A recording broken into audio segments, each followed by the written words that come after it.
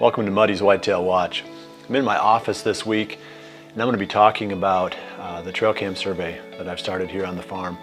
Last week I talked about how important it is to get out and get those cameras spread around, and then I went on to get more specific on which bucks are the most huntable. Once you start combing through those photos, I've got my first round of photos. I'm going to give you a perfect example of how this process works. There's a buck that's showing up in a spot that we feel like I feel like is a really huntable area. Along this tree line behind this deer, we've got a sort of a famous spot that we've called the killer stand. And over the years, it's been a really good location. A lot of deer funnel right down through in front of that thing. Okay, so here's what's important. We talked about it last week a little bit. We've got a nice mature buck moving in daylight. That makes him huntable, makes him killable.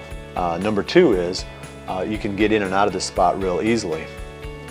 You can see the line of trees. That's actually extends right on through behind the camera, and it's a fence line of cedars. And it's really easy to walk behind that to sneak in and out because they're super thick, and the fence line is overgrown with low brush. So the entry and exit is really almost bulletproof on this spot. We've got a nice mature buck moving in daylight, so those are all the factors that we're looking for. This is a definite green light. This is a deer that we need to start hunting as soon as we can. Bow season's not in yet, but the youth season is in, so we're going to try to get after this deer. Okay, so now I want to talk about a product that Muddy makes called the Redemption Ground Blind, and it's basically a pop-out, pop-up blind, highly portable. We had some great success hunting out of blinds identical to this in this same location where this buck is showing up. Back in 2011, before I had the killer stand in that tree, we used a ground blind further up that fence line and tucked it up underneath the cedar tree, cut out all the branches, took those same branches and draped them down over the blind, and you literally could not see it when you walked past it. And there was just the little openings, you know, for the shooting ports. But there's a food plot. It'd be, again, if you're looking at it, it'd be behind the camera and to the left. Pretty nice little 1 acre food plot, and it was beans back in 2011. And there was a deer using this area, and he was only showing up in the dark. We weren't hunting him. He was a buck that we had nicknamed Flyers. I mean, a beautiful, mature, 5-6-year-old buck.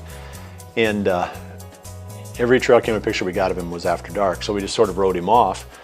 But it was a great spot anyway for just general overall hunting because a lot of bucks use the area, and it was so easy to get in and out of, like we've talked about. We popped that pop-up blind right underneath that cedar tree and draped the boughs over it, made it invisible. It was the perfect spot for some late season hunting.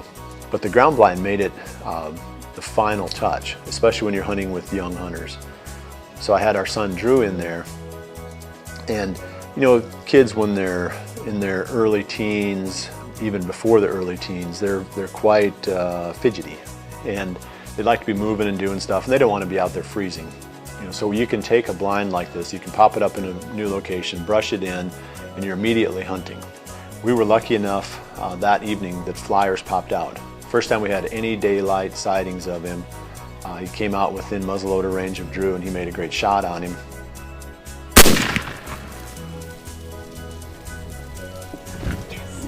Yes.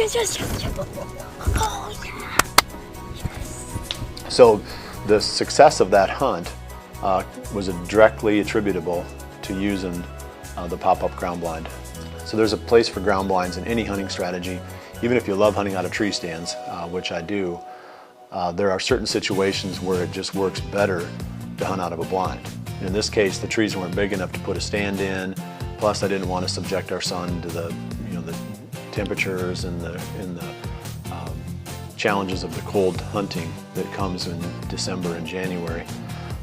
So keep that in mind. I would have one of these in the back of my truck if you get the opportunity and you have the $200, just less than $200, and you've got basically a portable location that you can jump around and hunt a lot of different types of spots.